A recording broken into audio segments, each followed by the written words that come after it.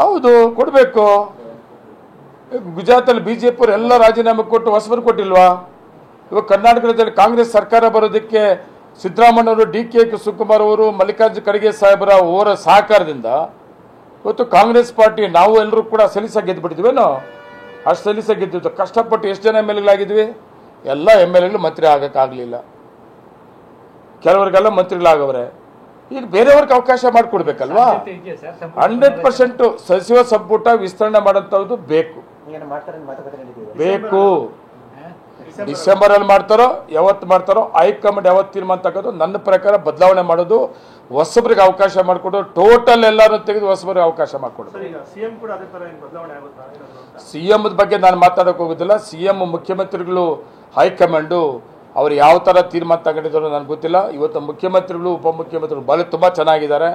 ಎಲ್ಲ ರೀತಿಯಲ್ಲಿ ಎಲ್ಲ ಎಮ್ ಎಲ್ ಎಗಳಿಗೆ ಸಹಕಾರ ಕೊಡ್ತಾ ಇದ್ದಾರೆ.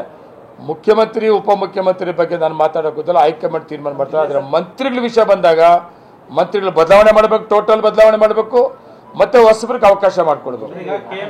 ಜಿಲ್ಲೆಗೆ ಕೂಡ ಅಷ್ಟೇ, ಜಿಲ್ಲೆಗೆ 4 ಜನ ಕಾಂಗ್ರೆಸ್ ಎಮ್ ಎಲ್ ಎ ಗೆದ್ದಿದ್ದೀವಿ. ನೋವಾಗ್ತದೆ. 4 ಜನ ಕಾಂಗ್ರೆಸ್ ಎಮ್ ಎಲ್ ಎಗಳಿದ್ರು ಕೂಡ ಕೋಲಾರ ಜಿಲ್ಲೆ ಈ ಕರ್ನಾಟಕ ರಾಜ್ಯಕ್ಕೆ ಮೊದಲ ಮುಖ್ಯಮಂತ್ರಿ ಕೊಟ್ಟಂತ ಜಿಲ್ಲೆ ಇದು. ಇವತ್ತು ಪವರ್ಫುಲ್ ಕಾಂಗ್ರೆಸ್ ಸರ್ಕಾರ ಇದೆ. ಆದ್ರೆ ಒಬ್ಬ ಮಂತ್ರಿ ಇಲ್ವಲ್ಲ ಅಂತ ನೋವು ಕೂಡ ಇದೆ. 4 ಜನ ಕಾಂಗ್ರೆಸ್ ಎಮ್ ಎಲ್ ಎ ಗೆದ್ದು ಸರ್ಕಾರ ಗಮನದಲ್ಲಿದೆ. ಅದು ಮುಖ್ಯಮಂತ್ರಿ ಉಪಮುಖ್ಯಮಂತ್ರಿ ಹೈಕಮಾಂಡ್ ಗಮನದಲ್ಲಿ ಇದೆ. ಅಂತ ಅವಕಾಶ ನಮ್ಮ ಜಿಲ್ಲೆಗೆ ಬರ್ತದೆ.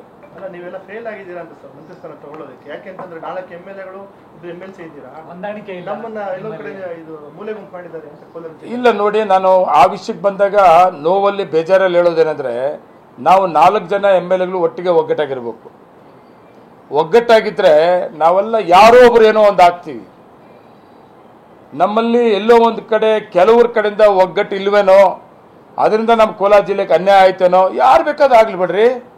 ಒಗ್ಗಟ್ಟಿದ್ರೆ ನಮ್ಮ 4 ಜನದಲ್ಲಿ ಒಬ್ಬರಾದ್ರೆ ನಮ್ಮ ಜಿಲ್ಲೆಗೆ ಅವಕಾಶ ಸಿಕ್ಕಲ್ಲ. ನಂಜೇಗೌಡ ಅಲ್ಲ, ಎಸ್.ಎನ್. ನಾರಾಯಣಸ್ವಾಮಿ ಅಲ್ಲ, ಕೊತ್ತೂರು ಮಂಜು ಅಲ್ಲ, ರೂಪ ಅಲ್ಲ, ಏನಪ್ಪ ಯಾರಾದ್ರೂ ಒಬ್ಬರು ಆಗ್ಬೋದಾಗಿತ್ತಲ್ಲ. ನಾವೆಲ್ಲ ಒಟ್ಟಿಗೆ ಒಗ್ಗಟ್ಟಾಗಿ ಜಿಲ್ಲೆ ಡೆವಲಪ್ಮೆಂಟ್ಸ್ ಬಗ್ಗೆ ಮಾತಾಡ್ಕೊಂಡು ಹೋಗ್ಬೋದಾಗಿತ್ತಲ್ಲ. ಯಾರು ನಮ್ಮಲ್ಲಿ ಇವತ್ತು ಹಿರಿಯರೇ ಇಲ್ಲ. ರಮೇಶ್ ಕುಮಾರ್ ಅವರು ಇದ್ರು ಮೊದಲ ಅವಧಿಯಲ್ಲಿ ನಾನು ಎಮ್ ಎಲ್ ಎ ಆಗಿದ್ದಾಗ. ಕಷ್ಟನೋ ಸುಖನೋ ಮೈತ್ರಿ ಸರ್ಕಾರ ಇತ್ತು. First time M L A ಆಗಿದ್ದಾಗ ಸ್ಪೀಕರ್ ಇದ್ರು ಕೂಡ 2 ತಿಂಗಳಿಗೊಂದು ಸರ್ಕಾರದ ನಮ್ಮನ್ನು ಮಾತಾಡ್ತಾ ಇದ್ರು. KC ವ್ಯಾಲಿ ತರೋದಕ್ಕೆ ಬರಲಿಲ್ಲ ನೀರು ಅಂತ ಹೇಳ್ಬಿಟ್ಟು ಎಂಥ ತೀರ್ಮಾನ ತಗೊಂಡು ಮೀಟಿಂಗ್ ಮಾಡೋರು ಕೃಷ್ಣ ಬೈರೇಗೌಡನು, ರಮೇಶ್ ಕುಮಾರ್ 2 ತಿಂಗಳು ಒಂದೊಂದು ಸಾರಿ. ಆಮೇಲೆ BJP ಸರ್ಕಾರ ಬಂದ ನಮ್ಮ ಸರ್ಕಾರ ಹೇಳ್ತಿದ್ರು ರಮೇಶ್ ಕುಮಾರ್ ಅವರು 2 ತಿಂಗಳಿಗೋ 3 ತಿಂಗಳಿಗೋ ನಮ್ಮನ್ನೆಲ್ಲ ಎಮ್ ಎಲ್ ಎ ಕರೆದು ಮೀಟಿಂಗ್ ಮಾಡೋರು. ನಾವು ಹೆಂಗಿರ್ಬೇಕು, ಪಾರ್ಟಿ ಹೆಂಗೆ ಕಟ್ಟಬೇಕು ಅಂತ. ಇವತ್ತು ಯಾರು ಸೀನಿಯರ್ಗಳನ್ನು ಎದುರಾಗ್ಬಿಟ್ಟಿದ್ದೀವಿ ನಾವೆಲ್ಲ. ಅದು ಕೂಡ ನೀವೇ ಪ್ರಯತ್ನ ಪಡ್ಬೋದಲ್ಲ ಸರ್? ಇಲ್ಲ, ನಾನು ಪ್ರಯತ್ನ ಮಾಡ್ತಾ ಇದ್ದೀನಿ. ಎಲ್ಲರೂ ಒಂದಾಗ್ತೀವಿ. ಆದಷ್ಟು ಬೇಗನೆ ಎಲ್ಲ ಒಟ್ಟಿಗೆ ಒಗ್ಗಟ್ಟು ಆಗ್ತೀವಿ. ನಮ್ಮ ಜಿಲ್ಲೆಗೆ ಮಂತ್ರಿ ಕೂಡ ತಗೊಂತೀವಿ.